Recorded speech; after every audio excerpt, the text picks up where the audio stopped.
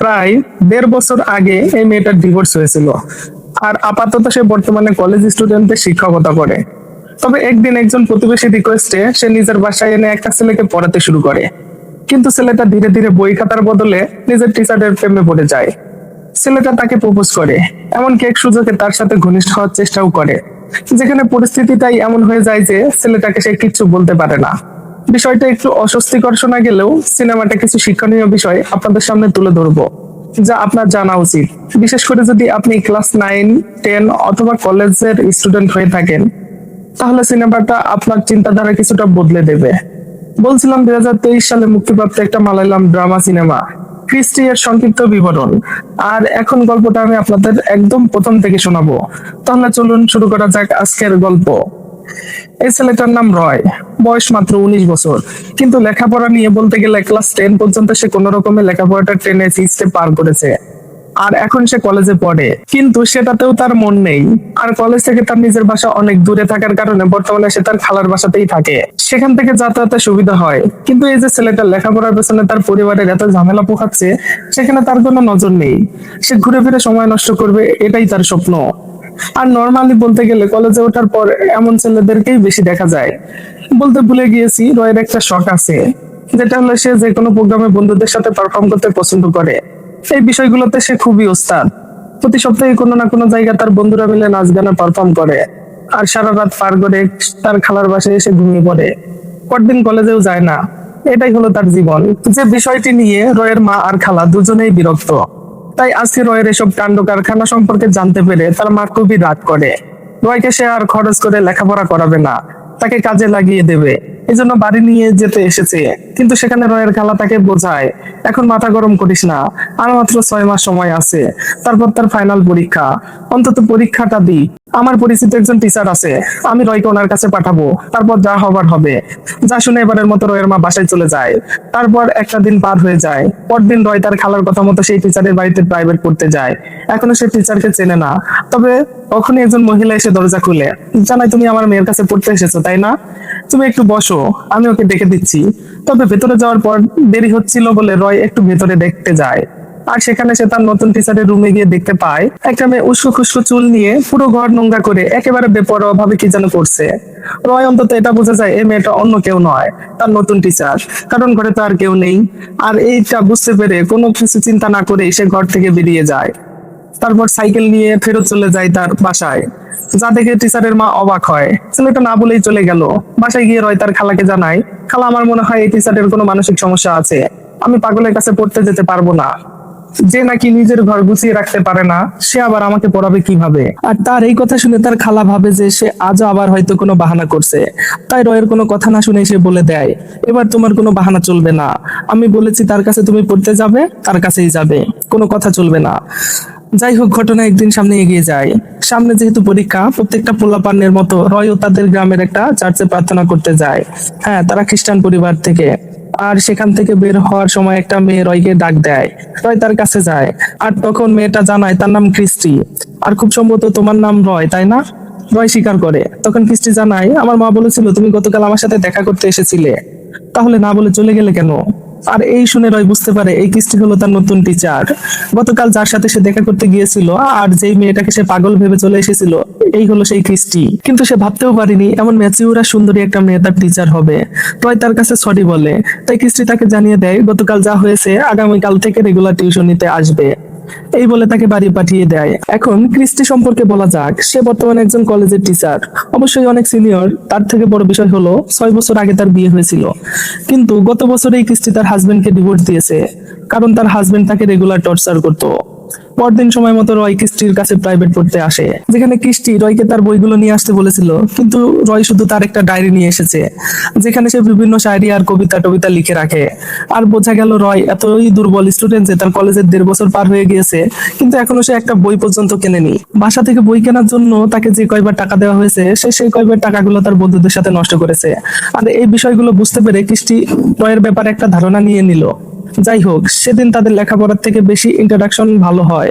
পরদিন আমরা ক্রিস্টিকে তার কলেজে দেখতে পাই। সে এখানে ক্লাস 12 এর স্টুডেন্টদের ক্লাস নেয়, তবে ঘন্টার মাঝখানে সে যখন বাইরে বের হয় তখন সেখানে তার বাবার সাথে তার দেখা হয়। তার বাবা একটা অকর্মা, কাম কাজ করে না বলা যায়। বাপের বাড়ি থেকে শুধুমাত্র কিস্তি কলেজে ক্লাস নিয়ে যে টাকা পায় তা দিয়ে নিজের আর মায়ের খরচ চালায়। আর তার বাবা ঘুরে ফিরে নেশাপানি করে, টাকা পয়সা সময় দুইটাই নষ্ট করে। আজকেও সে কিস্তির কলেজে তার কাছে টাকা চাইতে এসেছে, কিন্তু কিস্তি তাকে টাকা দিতে চায় না। তবে যতই হোক বাবা তো, তাই কিস্তি তার ব্যাগ থেকে 300 টাকা বের করে তার বাবাকে দেয়। কিন্তু তার বাবার কাছে 1000 টাকা চেয়েছিল, যেটা সে তাকে দিতে পারছে না। তাই কিস্তি যখন বাড়িতে আসে তখন তার বাবা তাকে খোঁটা দিয়ে কথা বলে, তোমার বিয়ের সময় তোমার পিছনে আমি লাখ টাকা খরচ করেছি, আর এখন তুমি আমাকে সামান্য 1000 টাকা দিতেই দ্বিধা বোধ করো, তাই না?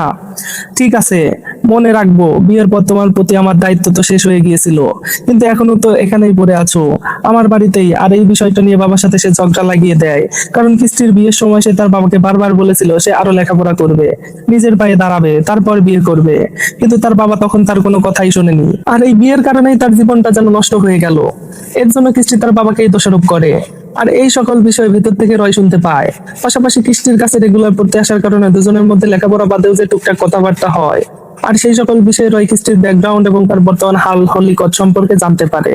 আর প্রতিদিনকার লেখাপড়ায় এখন কিস্তি একটা টার্গেট নিয়ে নিয়েছে, রয়ের মতো একটা দুর্বল স্টুডেন্টকে সে যে করেই হোক পাশ করিয়েই ছাড়বে। কিন্তু রয় কখনো লেখাপড়ার দিকে তেমন মনোযোগ দিতেই চাইতো না। কিস্তি তাকে যতই ভালো মতো বোঝাতো ততই সে হেলামি শুরু করতো, এমনকি পড়তে বসে ঘুমিয়ে যাওয়াটা তার প্রতিদিনকার অভ্যাস ছিল। তবে কিস্তি হাল ছাড়ে না, সে প্রতিদিন তাকে বোঝাতে থাকে। আর দিন যেতে না যেতে একটা সময় মাস চলে যায়, ধীরে ধীরে রয় তার লেখাপড়ায় মনোযোগ দিতে শুরু করে। পাশাপাশি কিস্তি বেশিরভাগ সময় তার টিচারের জবটা ছেড়ে দিয়ে ভালো কিছু করার জন্য ইন্টারভিউয়ের পেছনে লেগে থাকে। এজন্যই সেদিন রয় যখন তার সাথে প্রথমবার দেখা করতে এসেছিল তখন কিস্তি ইন্টারভিউ নিয়ে বেশ বিরক্ত ছিল, আর এজন্যই তার ঘরে সবকিছু এরকম অগোছালো করে রেখে দিয়েছিল।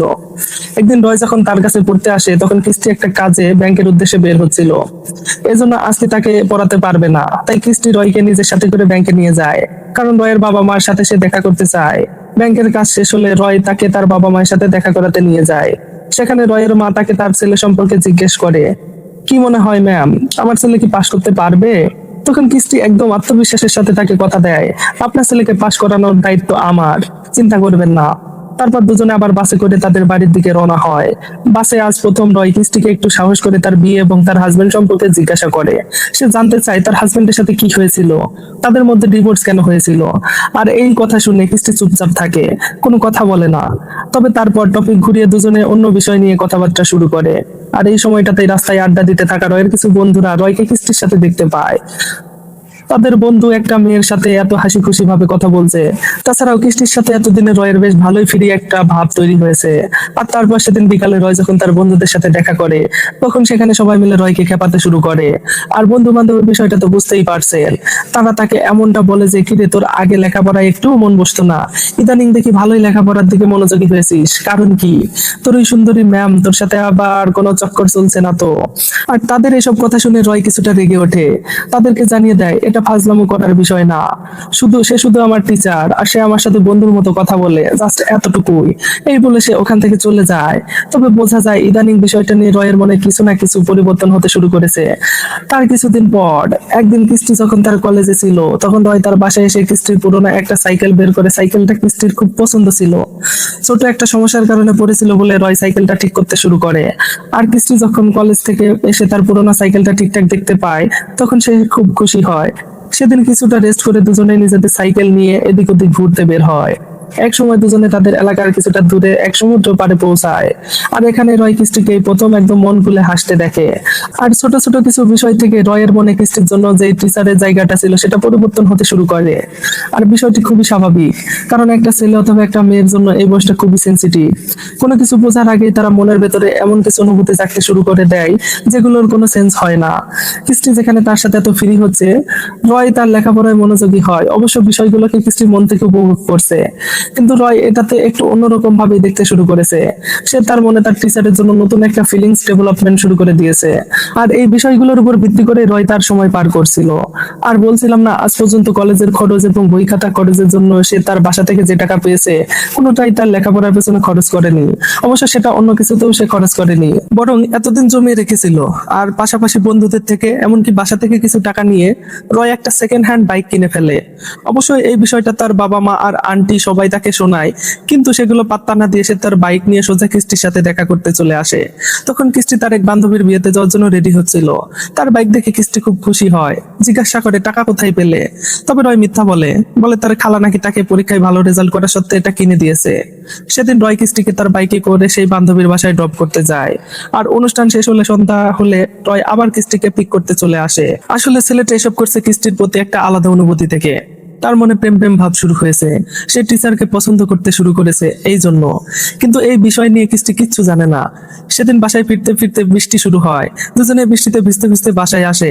আর কিস্টি ভেতরে ঢোকার আগে রয়কে ধন্যবাদ জানায়, কারণ ডিভোর্সের পর থেকে এই পর্যন্ত কিস্টি তার সকল বন্ধু বান্ধব থেকে দূরে থেকেছে একটা লজ্জার কারণে। কিন্তু রয়ের সামনে কখনোই সেই ওই লজ্জাটা অনুভব করেনি, যার কারণে বিশাল একটা সময় পর সে তার কিছু সময়কে খুব ভালোভাবে উপভোগ করতে পেরেছে। তাই রয়কে সে নিজের ভালো বন্ধু হিসেবে স্বীকৃতি দেয়। কিন্তু এই বিষয়টি এবার রয় একদম উল্টো ভাবে নিয়ে নেয়। সে মনে করে হয়তোবা কিস্টিও তাকে পছন্দ করতে শুরু করেছে, না হলে এমন কথা কেন বলবে। আর এবার তার মনে সেই ফিলিংসটা একদম পূর্ণতা পেয়ে যায়। যে কারণেই হোক তার টিচারকে তার মনের কথা বলতেই হবে। আর এখন থেকে সে নিজের মধ্যে একটা টার্গেট নিয়ে নেয়, সে খুব ভালো রেজাল্ট করবে যেন টিচার কিস্টি তার প্রতি খুশি হয়। সে মন দিয়ে লেখাপড়া করে আর খুব ভালোভাবে তার ফাইনাল এক্সাম দেয়। 3 মাসের মাথায় যখন রয়ের রেজাল্টটা চলে আসে তখন দেখা যায় রয় খুব ভালো নম্বর পেয়ে পাশ করেছে। আর এই বিষয়টা কিস্টিও খুব খুশি হয়, কারণ এই দিনটার জন্য সে এতদিন অপেক্ষা করছিল। তবে পরীক্ষার পরেও রয় প্রায় সময়তেই কিস্টির সাথে দেখা করতে আসে। কিস্টিও বিষয়গুলোকে খুব স্বাভাবিকভাবে নেয়, কারণ এতদিন সত্যি সত্যি তাদের সম্পর্কটা বন্ধুর মতো হয়ে গিয়েছে। আর সত্যি বলতে কিস্টি নিজেও রয়ের সাথে সময় কাটাতে খুব পছন্দ করে। দুজনের মধ্যে ফ্রেন্ডলি ভাবটা আরো বাড়তে থাকে। আর এভাবে আরো কিছুদিন পার হলে একদিন রয়ের সেই বন্ধুটা তাকে সিরিয়াসলি জানায়, তুই মনে মনে তাকে এত পছন্দ করিস কিন্তু তাকে কিছু বলছিস না কেন। রয় বলে তার নাকি ভয় লাগে যদি তার মনের কথা বলাতেই কিস্টি পরিবর্তন হয়ে যায়। সে যদি আমাকে অন্য নজরে দেখে থাকে, যদি শুধু আমাকে বন্ধু ভেবে থাকে, তাহলে তো সম্পর্কটা এখন যা আছে সেটাও নষ্ট হয়ে যাবে। কিন্তু তার বন্ধু তাকে উৎসাহ দেয়, আরে বেশি দেরি করিস না, মনের কথা বলে দে। আর একটা ইম্যাচিউর ছেলের এতটুকুই যথেষ্ট ছিল। সে সোজা কিস্টির বাড়িতে চলে যায়, কিন্তু গিয়ে দেখতে পারে টিচার নাকি তাদের শহরে একটা ইন্টারভিউ দিতে যাবে মালদ্বীপে, তার জন্য একটা জব অফার এসেছে। তো এই শুনে অবশ্য রয় কিছুটা মন খারাপ করে, কিন্তু তখন সে জানায় সেও নাকি তার ইন্টারভিউ দেখতে যাবে।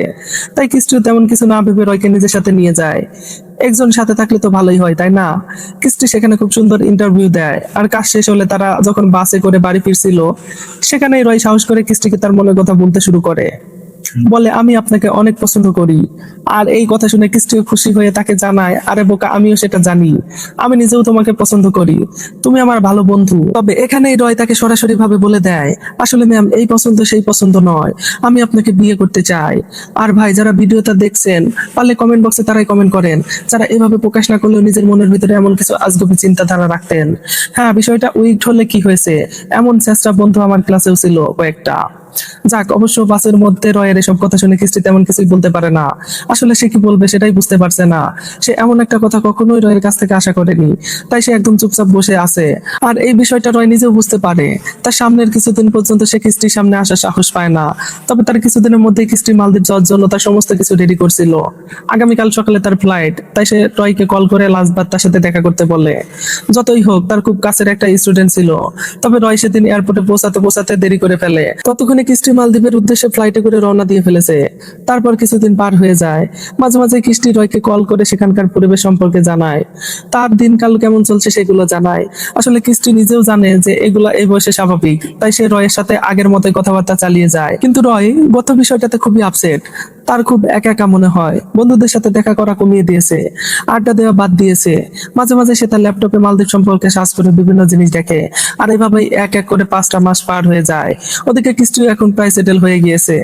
ওখানকার একটা চ্যারিটির হয়ে কিস্টি বাচ্চাদের লেখাপড়া শেখায়, বিভিন্ন জায়গায় ঘুরে আলাদা আলাদা সুবিধা বঞ্চিত বাচ্চাদেরকে সে লেখাপড়া শেখায়। তার জীবনটাই একদম বদলে গিয়েছে, আর এটাকে সে আপন করে নিয়েছে। ওখানে আগে থেকে কিস্টির এক ফুফাতো বোন থাকতো, তার পরবর্তীতে তেমন কোনো অসুবিধা হয়নি।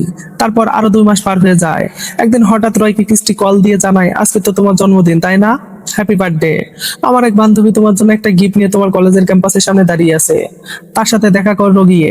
তাই রয় তাড়াহুড়ো করে সেখানে পৌঁছায়, কিন্তু গিয়ে দেখতে পায় সে ক্রিস্টির কোনো বান্ধবী নয়, বরং ক্রিস্টি নিজেই তার জন্য গিফট নিয়ে এসেছে।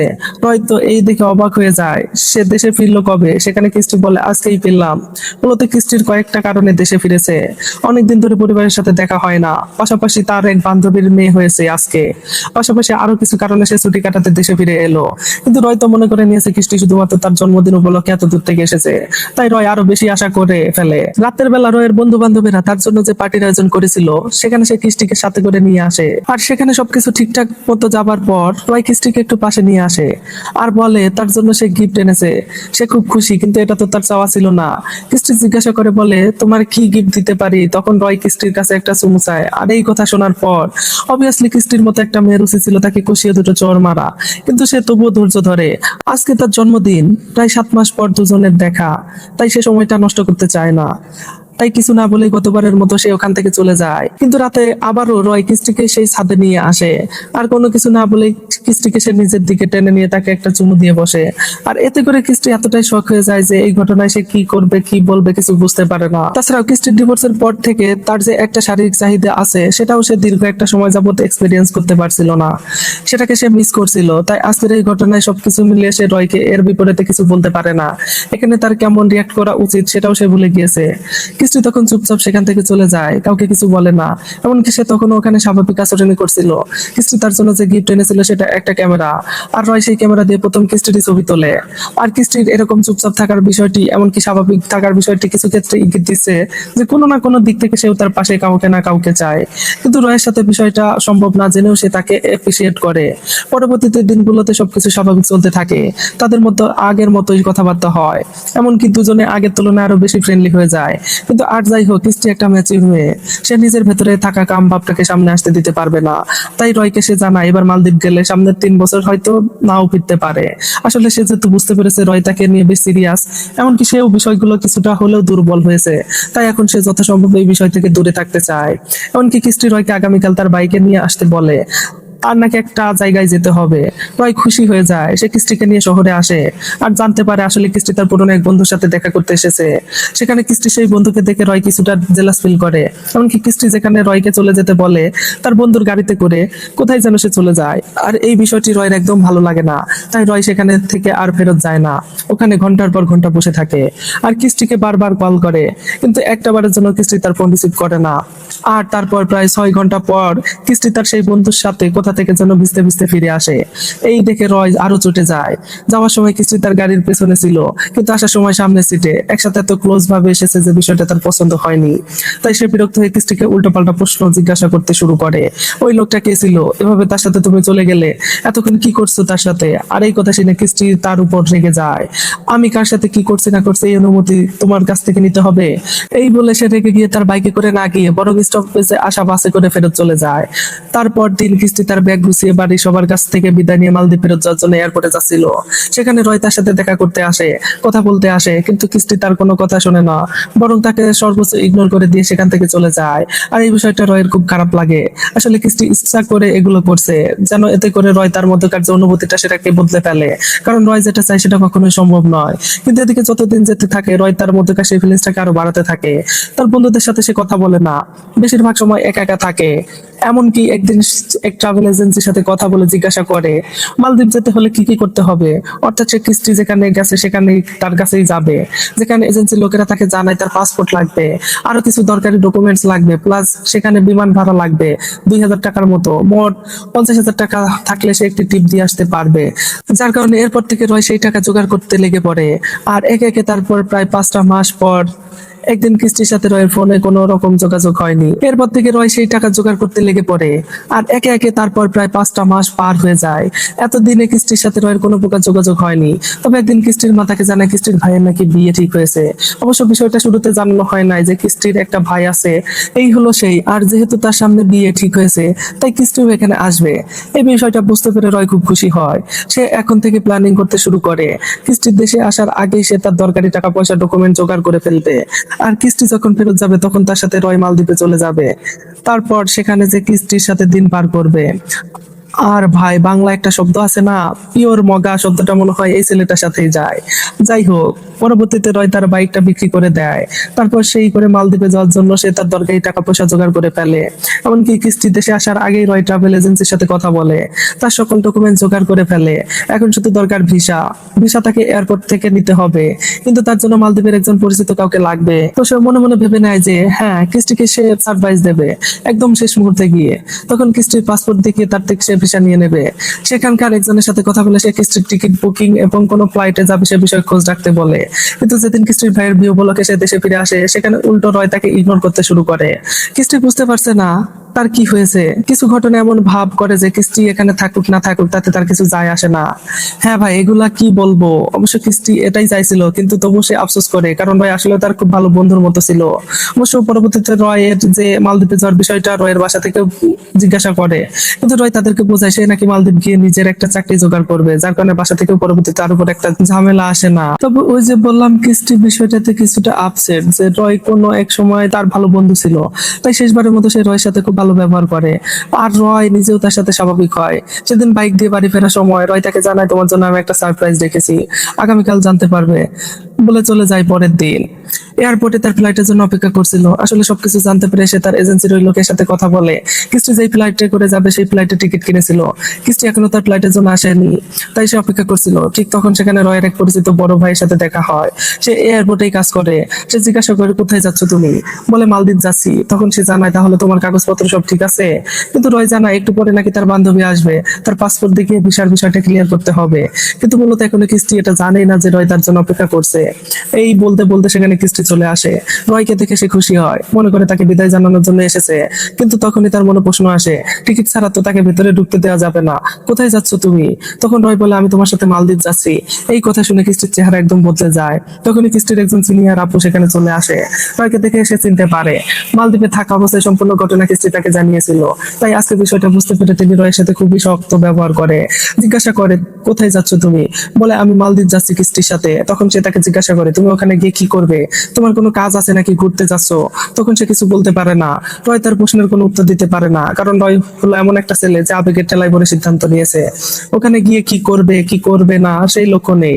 তাই এখানে তিনি রয়কে কথা শুনিয়ে কিস্তিকে সাথে করে ভেতরে চলে যায়। আর সেখানে রয় ভেতরে গিয়ে কিস্তির সাথে তার পাসপোর্টের একটা কপি চায়, না হলে নাকি তাকে ভিসা দেবে না। আর এই কথা শুনে কিস্তি কিছু না বললেও তার সেই বড় আপু রয়কে অনেক বকাঝকা করতে শুরু করে। তাই এখানে রয়ের কিছু করার থাকে না, তাই কিছু না বুঝে ইমিগ্রেশনে চলে যায়। সেখানেও তাকে সেই অনেক কিছু জিজ্ঞাসা করা হয়। মালদ্বীপে আপনার কোনো পরিচিত মানুষ আছে? আপনি কি হোটেল বুক করেছেন, অথবা কোনো ট্রাভেল টিমের সাথে আছেন? তাছাড়া আপনার কাছে কি ডলার আছে?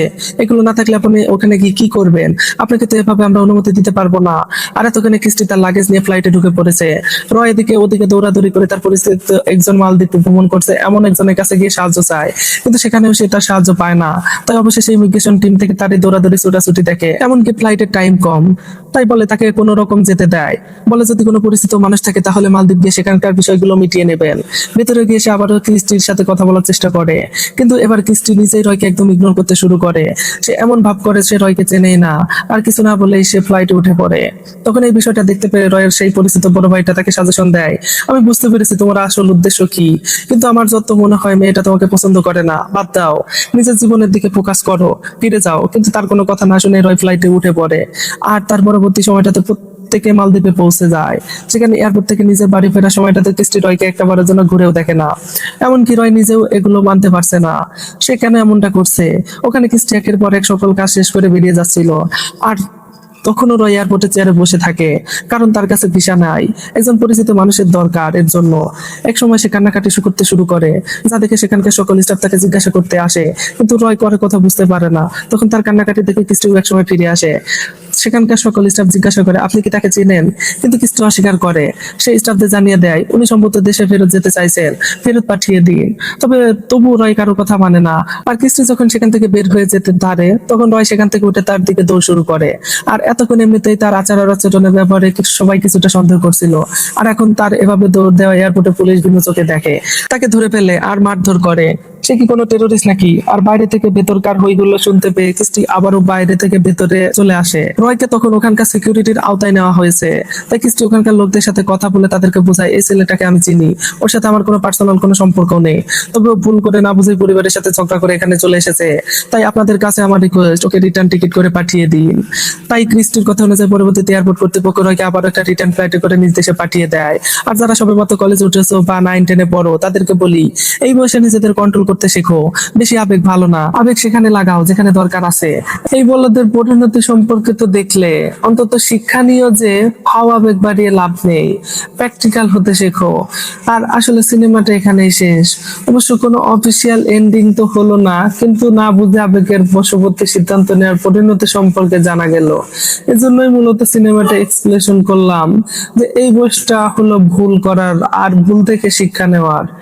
যারা নাকি আমারও সিনিয়র আছেন তারা চেষ্টা করবেন তাদের ছোট ভাই বোন অথবা যারা সিনিয়র আছেন যারা ভিডিওটা দেখছেন তারা চেষ্টা করবেন আপনাদের ভাই অথবা বোনকে এই বিষয়গুলো বোঝানোর, যে জীবনে প্র্যাকটিক্যাল হতে শিখতে হবে, আবেগ দিয়ে দুনিয়া চলে না।